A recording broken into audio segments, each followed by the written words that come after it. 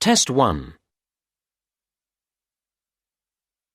You will hear a number of different recordings, and you will have to answer questions on what you hear. There will be time for you to read the instructions and questions, and you will have a chance to check your work. All the recordings will be played once only. The test is in 4 sections. Write all your answers in the listening question booklet.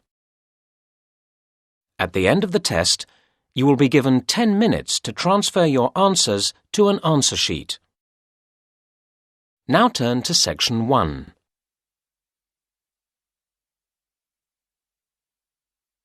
Section 1.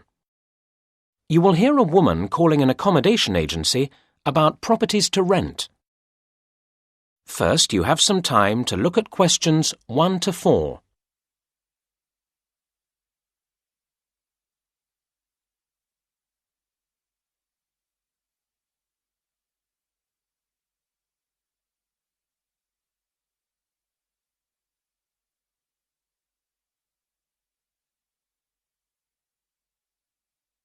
You should answer the questions as you listen, because you will not hear the recording a second time. Listen carefully to the first part of the conversation and answer questions 1 to 4. Easy Let, good morning. How can I help you?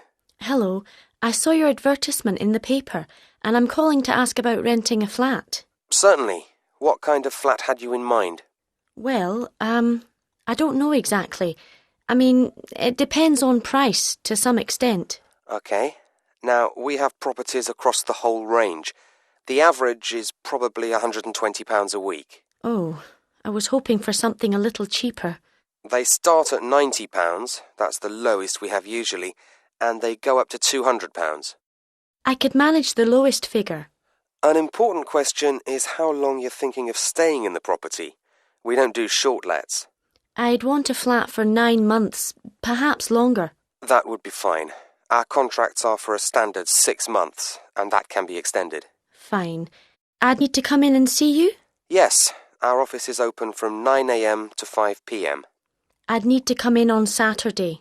Okay, then we're here between 10 a.m. and 4 p.m. We also open on Sunday mornings until 1 p.m. Saturday is fine.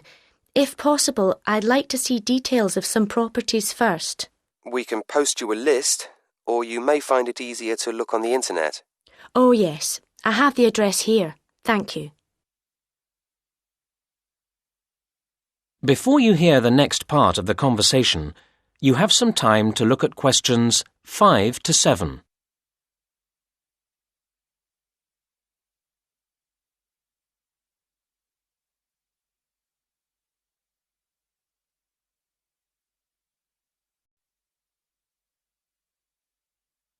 Now listen and answer questions 5 to 7. What else would you like to know? I wonder what I might need to buy for a flat. What's included in the rent? That depends on the flat to a certain extent, although some things are standard in all flats. For example, every flat has kitchen equipment provided for your use. Good. Does that also mean tableware, cups, glasses, plates? In some flats, but not all. OK.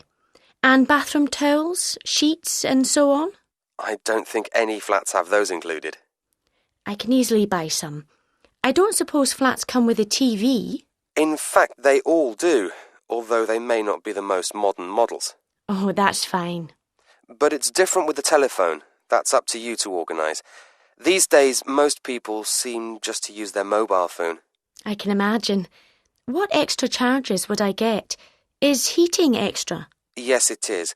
But the water bill is part of the rent, so you don't have to pay for that. Right. I've noted all that. Before you hear the rest of the conversation, you have some time to look at questions 8 to 10.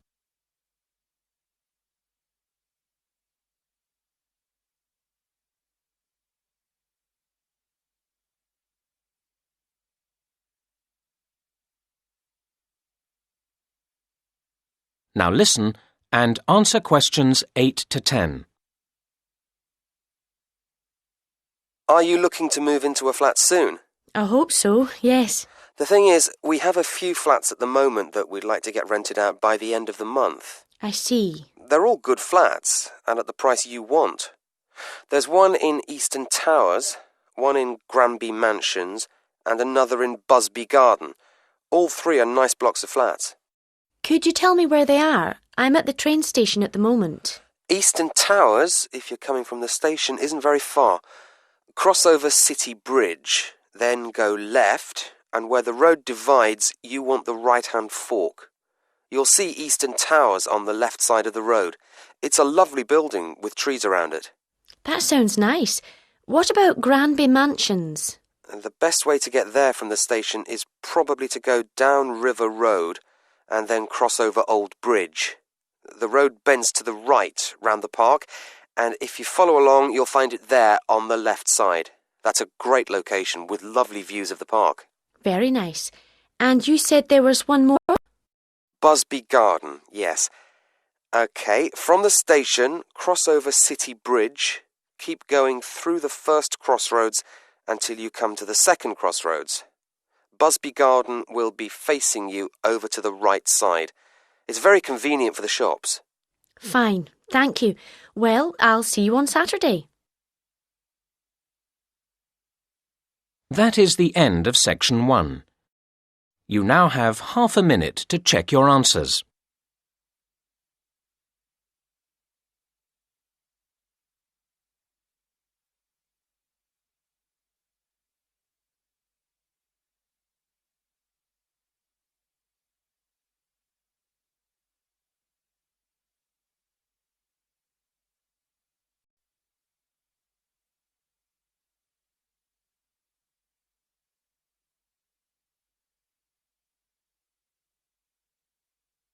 Now turn to section 2.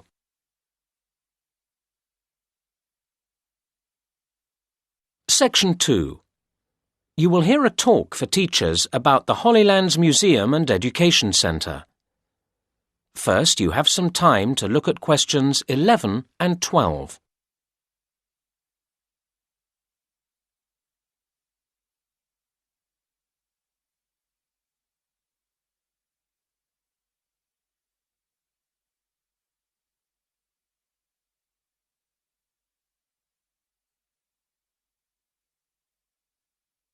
Now listen to the first part of the talk and answer questions 11 and 12. It's nice to see so many of you here. I'm going to tell you something about Holylands, our facilities and activities, and the exhibitions we have coming up. I hope you'll find it interesting and bring your pupils along. For most of what we have to offer here, you can just turn up with your party. I'm pleased to say that recent work has meant that the whole centre is prepared for blind visitors. There are a couple of activities where we ask you to book a week in advance. We only have artists that you can watch painting at certain times, so we need notice of your coming for that. The other activity, requiring at least 7 days' notice, is the drama workshop. Again, it's a question of organising the staff at this end. But the video you work yourself, and so that's available any time. Another activity where you need to think ahead is the garden sculpture experience, but that's a question of the weather, which of course we can't control. Speaking of weather, we run a reduced range of facilities in the winter months.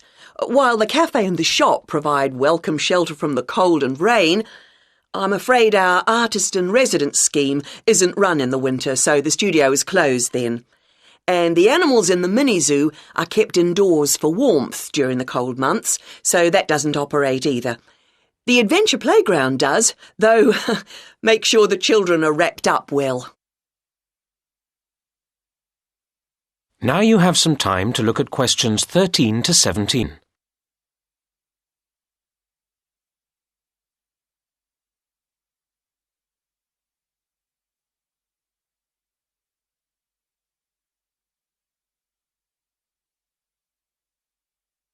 Now listen to the next part of the talk and answer questions 13 to 17.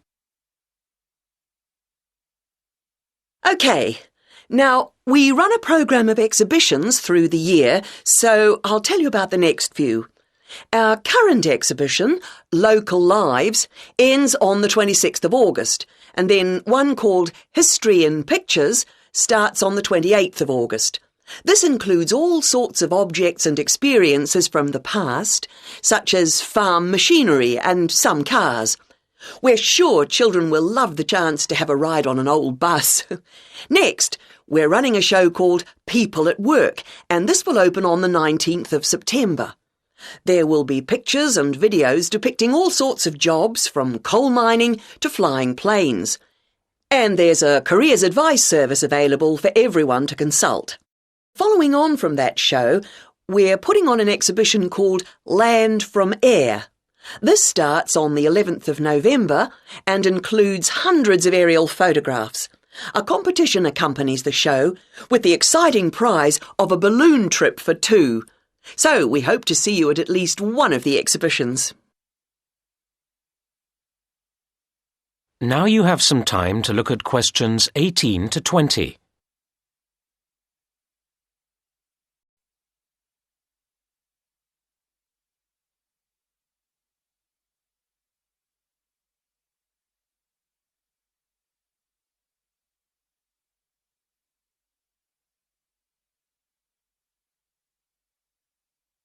Now listen to the rest of the talk and answer questions 18 to 20. Now, the area occupied by Hollylands is rather large, and we don't want people to get lost, so I'll just give you a few pointers to help you orientate yourselves. So, whether you come by car or bicycle, you'll come in from the road. Cars then park to the left through the gates into the car park, and bikes to the right through the gates opposite. Cyclists in particular might be feeling thirsty at this point, and you can get a drink from the machine at the end of the bike park, halfway to the museum entrance. You can enjoy your drink in the picnic area, which is opposite the car park. For anyone who doesn't have a mobile phone, there are payphones at the far end of the picnic area. Over at the opposite end of the picnic area, across the path, are the toilets. Next to them, and just to the right of the entrance to the main museum, is the first aid room, which we hope you won't need, but it's there in case you do. If you have any queries, please go to the manager's office, which is behind the picnic area. And last but not least, you'll need to buy your tickets or show your group pass to the ticket office on the left of the museum entrance. OK, I'll pause there. Are there any questions at this point? That is the end of section 2. You now have half a minute to check your answers.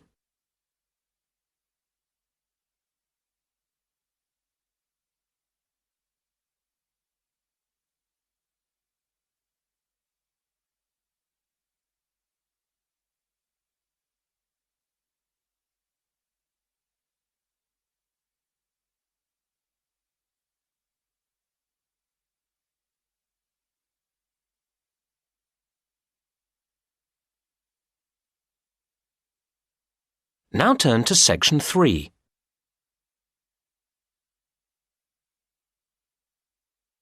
Section 3.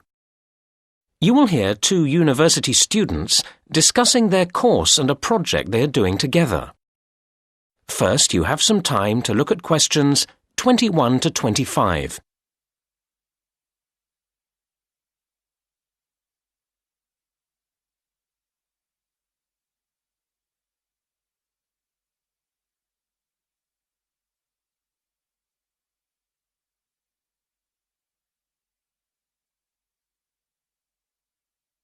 Now listen to the first part of the conversation and answer questions 21 to 25. Hi, Martin. Hi, Kate. How are you? Fine. I'm relieved to have done my presentation. I'm sure. How did it go? Oh, OK in the end, but I was ever so nervous beforehand. It's silly because I do know my stuff quite well. I must know those statistics inside out. But when you have to get each table of results to come up in the right order, it can make you nervous. It was my first time using the computerised projector, and I was sure I was going to get the controls wrong or something. And, of course, that's not a good situation if you know you've got to listen to questions carefully and be ready to answer quickly. But it was fine once you got going? Yes. I do feel that the standard of presentations could be improved in general. I think a lot of the lecturers agree with me, although I don't honestly know what they can be expected to do about it. Students need to appreciate the difference between style and content. Too many presentations are just a mass of detailed content, all very worthy, without any attempt to engage people's interest.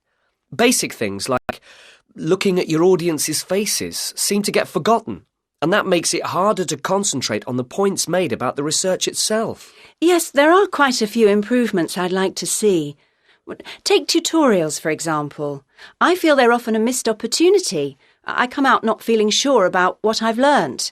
Week in, week out, I faithfully plough through the reading list, which is fair enough, but then the discussion doesn't seem to extract the main issues. It's frustrating. I know what you mean. Mind you, we have to take some responsibility ourselves. I actually got quite a lot from that skills workshop I went to on taking notes, and I'd like to make similar improvements in the next semester. The reading list we get has several websites each time, and I want to learn to navigate my way round them more effectively. That sounds a good idea. Mind you, it means spending more time in the library. If you can get in. You mean because it's too crowded? It isn't big enough, is it? Well, I don't know. I mean, I like to work late in the evening, and it shuts before I want to finish. But I know you can access the catalogue from a laptop. Which, personally, I haven't got. Actually, the problem for me is that I like to get up early and start work straight away, and they don't start until 9. I wish they'd change that. Now you have some time to look at questions 26 to 30.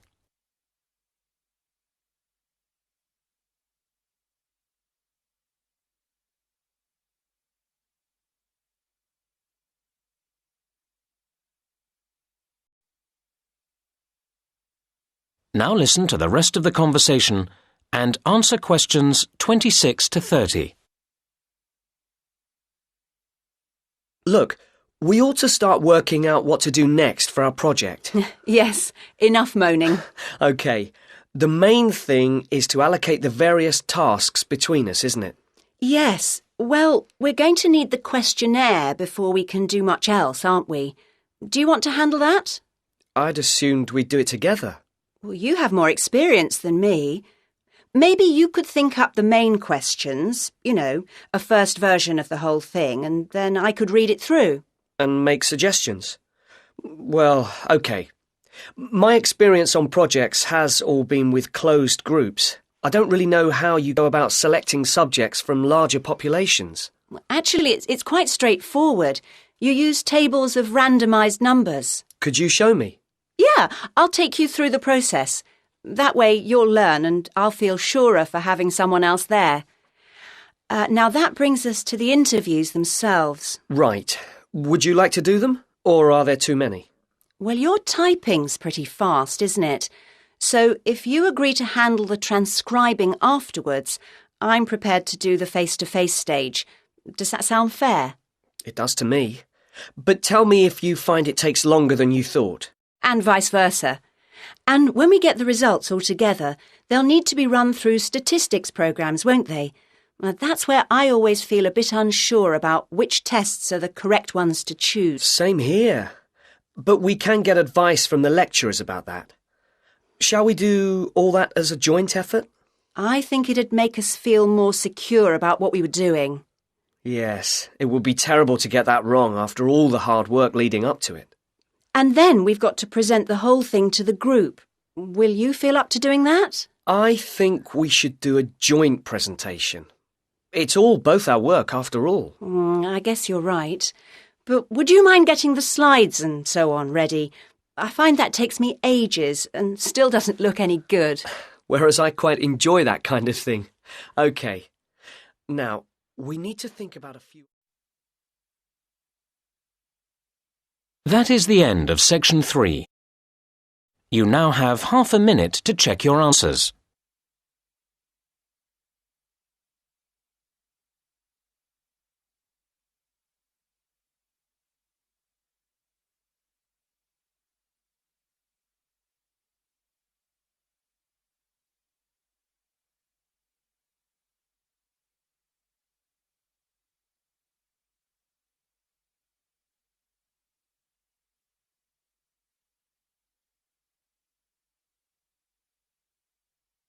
Now turn to Section 4.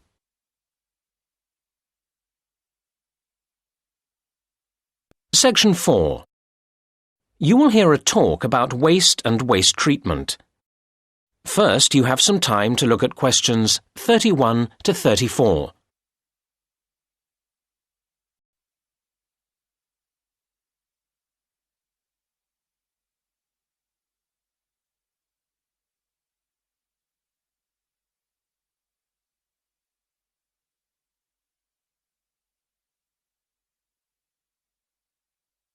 Now listen to the first part of the talk and answer questions 31 to 34. Good afternoon, everybody. Today I'll be talking about the issue of waste, which has become an immense problem in today's society. We face huge challenges in terms of reducing its creation in the first place, and then in dealing with it when it has been created. Now, the model of nature would be our ideal, a completely cyclical system in which no excess waste is generated that can't be processed by itself. However, we humans have proved, despite our apparent intelligence and ingenuity, quite incapable of achieving this. Where did it all go wrong? We have evidence that in ancient Greece and Rome, governments operated municipal waste collection, and a huge Stone Age mound was identified some years ago in Norway as waste disposal. So we can see that people have been generating waste for a very long time indeed. However, during the Dark Ages, sophisticated municipal waste processing disappeared. The medieval answer to waste was to throw it out of the window. But this waste, apart from broken pottery and a few metal objects, was largely organic. This meant, of course, that it was quickly absorbed into the environment by the natural processes of decay.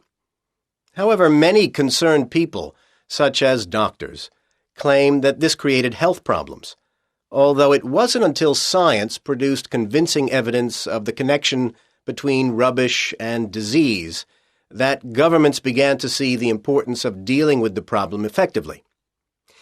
Unfortunately, their response has remained slower than the generation of waste.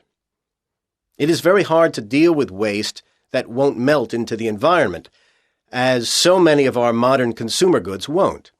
And that's why the invention of plastic has caused the worst headache for the environment. It's more than nature can deal with. Now you have some time to look at questions 35 to 37.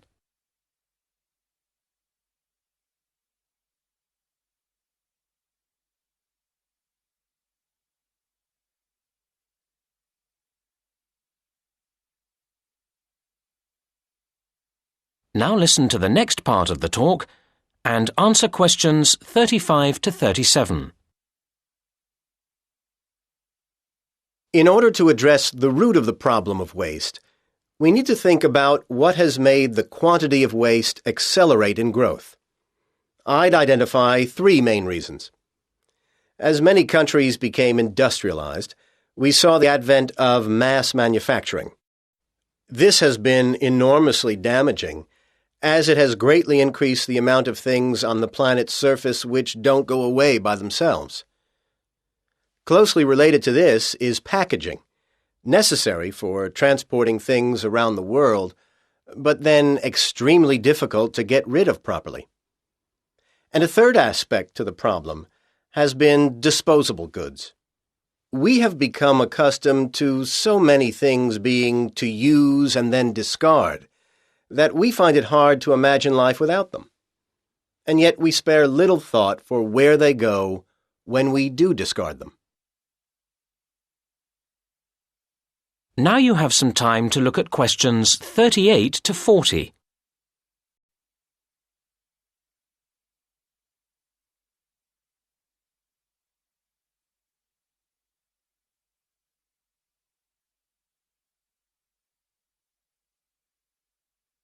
Now listen to the rest of the talk and answer questions 38 to 40. Right now, let's move on from where all this waste comes from to what is done with it all now it's here. Different countries deal with waste differently. Of course, each country also changes what it does, so the figures for waste treatment I've got here are likely to change in the future. Let's look at municipal solid waste, or MSW.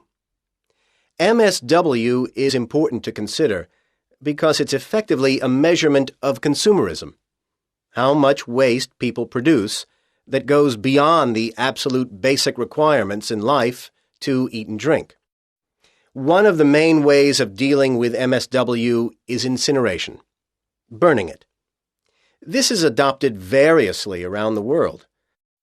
The UK burns relatively little waste, as does the US, while Denmark burns about half of all waste, and Japan uses this method for as much as 3/4. These are broad brushstrokes, of course, because an important issue is how efficient and clean the burning process is. Another major form of waste treatment is using landfill sites, basically burying the waste in the earth. Currently, this method is the dominant process used in the UK at over 80%, and is also heavily used in Germany and in the US, while densely populated and mountainous countries, such as Switzerland and Japan, dispose of relatively little this way. A third and much better way of dealing with waste is to recycle it, turning it back into more things we need. It must be said that much depends here on whether further waste is generated by the recycling processes themselves. The UK and Japan have rather poor records in recycling, while Switzerland tops the table in this respect, and reasonably impressive levels are achieved by Denmark and Germany. I really hope that if we all gathered here again 10 years from now, these figures would be much higher. Time and a lot of effort will tell. That is the end of section 4. You now have half a minute to check your answers.